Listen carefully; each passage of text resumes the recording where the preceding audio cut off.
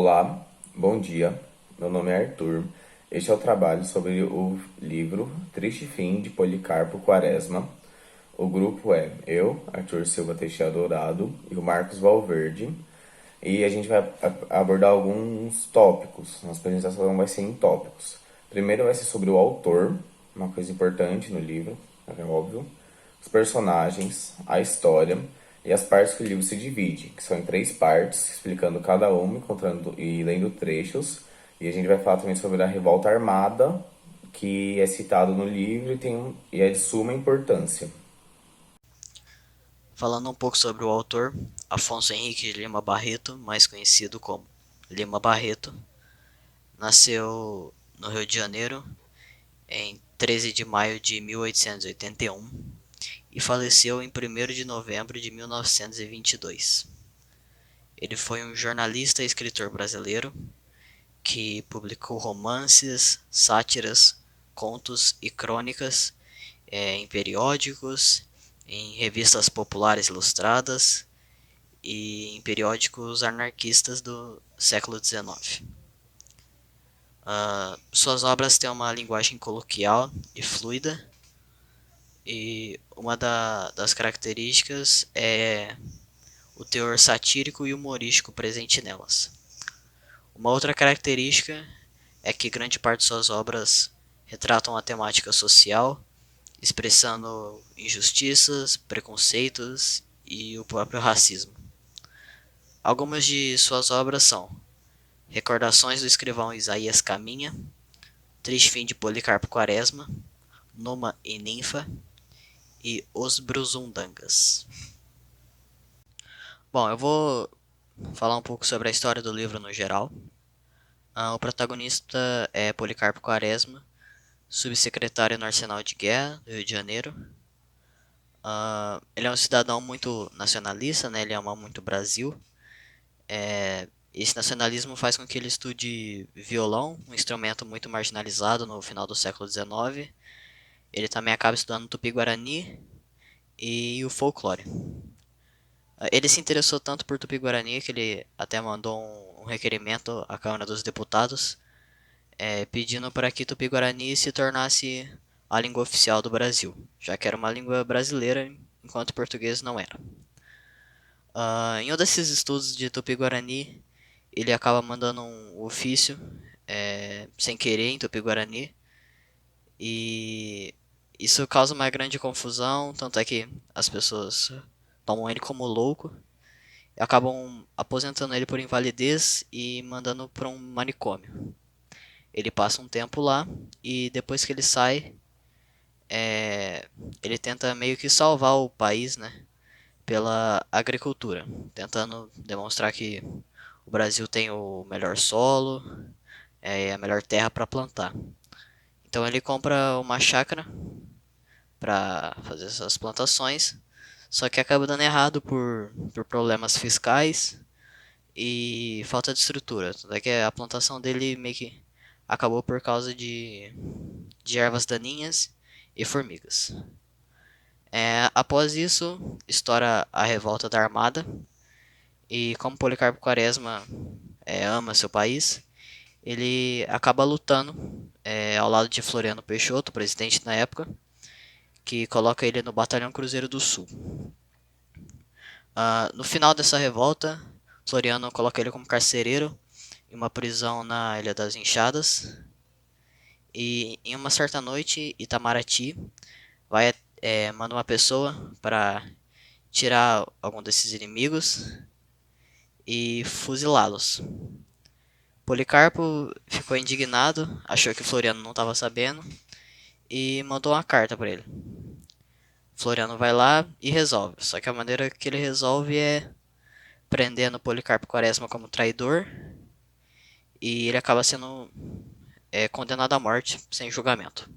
A única pessoa que tenta salvar ele é Ricardo Coração dos Outros. Bom, agora eu vou falar do Policarpo Quaresma. Ele é funcionário do público e protagonista da obra. Ele é extremamente patriota, ele ama muito o Brasil e é uma coisa que fica bem marcada na história. Ele é amante dos livros, gosta muito de ler E por ser extremamente patriota, ele queria mudar o Brasil de alguma forma. Ele tentou através da cultura e da agricultura, que a gente vai explorar mais pra frente. E através da cultura, ele queria aprender a tocar violão. E o professor dele foi o Ricardo Coração dos Outros, que tentou ensinar ele, só que ele não conseguiu, certo? A Olga também é afilhada do Policarpo, o Vicente Coleone, pai da Olga, Amando Borges, marido de Olga, que é afilhada do Quaresma, e Adelaide, que é a irmã de Quaresma e morava com ele. Então esses são os personagens que sempre têm uma grande importância na história, um grande contato com ele e são bem influentes com a história. Bom, eu vou ler um trecho do livro agora e eu vou falar um pouco sobre. Essa parte que eu vou ler, a lição do violão, seria a primeira parte do livro, que é que através da cultura ele tenta mudar o Brasil. Talvez dando um outro rumo, alguma coisa assim. Como de hábito, Policarpo Quaresma, mais conhecido por Major Quaresma, bateu em casa às 4h15 da tarde. Havia mais de 20 anos que isso acontecia. Saindo do arsenal de guerra, onde era subsecretário, bongava pelas confeiterias, algumas frutas, comprava queijo, às vezes, e sempre o pão de padaria francesa. Não gastava nesses passos nem mesmo uma hora, de forma que às 3h40, por assim, tomava o bonde sem erro de minuto. Ao pisar a soleira na porta de casa, numa rua afastada de Januário, bem exatamente às 4h15, como se fosse a aparição de um astro, um eclipse. Enfim, um fenômeno matematicamente determinado, previsto e predito. A vizinhança já lhe dava conhecimento de hábitos, e tanto que na casa do capitão Cláudio, onde costuma-se jantar-se, aí pelas 4h30. Logo ao ouvir passar, a dona gritava à criada: Alice, olha que oração, o Major Quaresma já passou.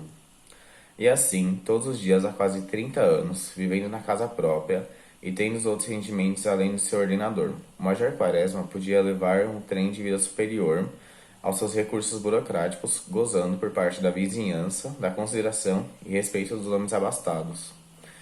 Nesse trecho, ele conta da pontualidade e responsabilidade do Major Quaresma. Esse título de major, na época, poderia ser comprado, tanto que foi o que aconteceu com ele. Ele comprou o título de major, por isso que ele era conhecido por Major Quaresma. Meio óbvio, mas, né? É, Ele sempre foi um homem muito respeitado, muito diferente do que se costumava ver. Ele era subsecretário no Arsenal do Exército. Ele tentou entrar no Exército quando mais novo, porém ele não conseguiu. Ele não conseguiu passar nos exames físicos. Foi nos físicos. E por isso ele virou funcionário público para tentar ajudar ao máximo o Brasil. Por isso que ele é dito como ser extremamente patriota. Na segunda parte do livro, Policarpo, após ter saído do manicômio, ele acaba seguindo o conselho de sua afilhada Olga e compra um sítio. O sítio que ele chama de Sossego. Ele vai lá com sua irmã Adelaide e um criado, o criado Anastácio, que auxiliava os dois. E lá ele descobre uma nova paixão por botânica e agricultura. Ele também queria aproveitar o solo do Brasil, que segundo ele era o melhor do mundo. Ele seguiu com sua plantação, até que um dia o tenente Antônio de Dutra, um escrivão, chega lá para pedir ajuda para a festa da Conceição. Policarpo, sendo contrário à política e das trocas de favores, ele nega essa ajuda, fazendo com que os políticos da área se voltassem contra ele e fizessem de tudo para prejudicá-lo. Então eles começam a cobrar taxas e impostos abusivos, taxas que não eram cobradas antes, e além de tudo isso ele lucrava muito pouco com esse sítio. Então isso foi desanimando, ele parou com as plantações, ele também estava tendo problemas com ervas daninhas, formigas, e segundo ele país precisava de uma reforma agrária. Mas nem isso era suficiente para os desejos que ele tinha para o Brasil. Bom, agora eu vou falar sobre a parte conhecida como patriotas. Eu vou ler o trecho e logo em seguida eu vou falar sobre a Revolta Armada, que foi um evento que teve influência direta na história. Havia mais de uma hora que ele estava ali, num grande salão do palácio, vendo o marechal, mas sem lhe poder falar. Quase não se encontrava dificuldades para chegar à sua presença, mas falar-lhe a coisa não era tão fácil. O palácio tinha um ar de intimidade, de quase relaxamento, representativo e eloquente. Não era raro de ver-se pelos divãs, em outras salas, ajudando-te de ordens, ordenando-se contínuos, cochilando, meio deitados e desabotoados. Tudo nele era desleixo e moleza. Os cantos dos tetos tinham teias de aranha. Dos tapetes, quando pisavam com mais força, subia uma poeira de rua mal varrida. Quaresma não pudera vir logo, como anunciado no telegrama. Fora depois pôr em uma ordem de negócios. Arranjaram, fizessem companhia à irmã. Fizera Dona Adelaide 1000 objeções à parte, mostrando-lhe os riscos de luta, de guerra, incompatíveis com a sua idade e superiores à sua força. Eles, porém, não deixaram abater, fizeram pé firme, pois sentia-se indispensável, necessário que toda a sua vontade, que toda a sua inteligência, tudo o que ele tinha de vida e atividade pudesse ser posto à disposição do governo. Para então, agora foi dito, ele se mostrou essencialmente patriota, mesmo com todo mundo falando que as outras pessoas fossem mais dispostas, mais fortes. Ele queria provar que a sua inteligência, tudo que ele havia feito e estava fazendo em vida, ele colocou em disposição do governo, para o governo poder usar por causa da revolta armada. Agora eu vou falar um pouco sobre ela, tá? O triste fim de Policarpo Quaresma conta uma história que teve um lugar durante o governo de Marechal Floriano Peixoto, conhecido como Marechal de Ferro por conta do seu rigor, que ocorreu entre 1891 e 1894. O autor faz referência, por exemplo, à Revolta Armada, rebelião organizada pela Marinha Brasileira, que fazia oposição aos dois governos republicanos do Brasil, que cada vez mais apresentava características de ditadura. Primeiramente, o governo de Marechal Deodoro de Fonseca e, em seguida, o governo de Marechal Floriano Peixoto. Além do contexto histórico do fim de Policarpo Quaresma, tendo em época do base o governo ditatorial do governo Floriano Peixoto, o autor também faz críticas sociais e algumas questões de sociedade dessa época, como, por exemplo, a troca de favores políticas, as injustiças sociais e a burocracia. Essa parte está mais relacionada a quando ele comprou um sítio, que ele estava querendo mudar o Brasil através da agricultura, que ele não queria pagar, fazer favores políticos em troca de redução de imposto cobrado. Infelizmente, esse sítio não deu certo, ele não conseguiu vingar, porque as formigas estavam acabando com as suas plantações e o governo estava cobrando impostos extremamente altos para ele. Então, ele não conseguiu manter o sítio, tanto que mais tarde, na terceira parte do livro, o sítio quebrou de vez, ficou completamente sem dinheiro.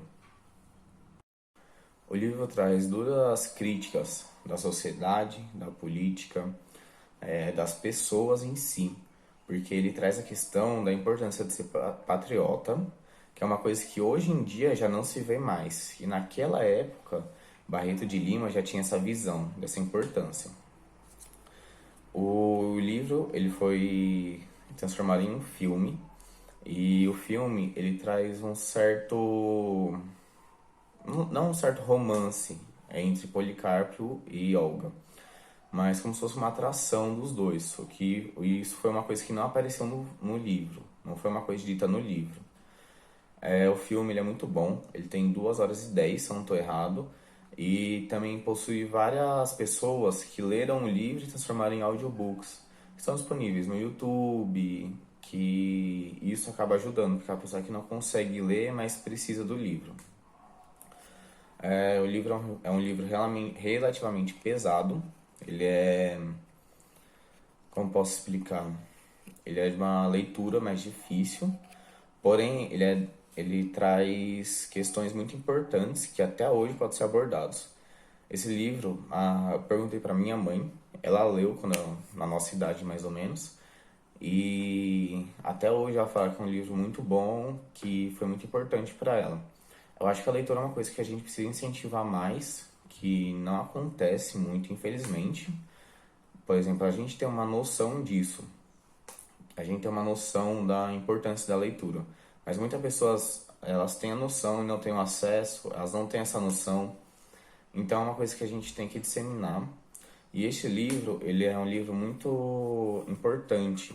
Ele é um livro pesado para você ler de primeira vez, só que depois que você já tem um hábito, você já tem um costume, ele consegue ser bem mais fluido, até mesmo pelo entendimento, você não fica tão cansado lendo. É um livro muito bom.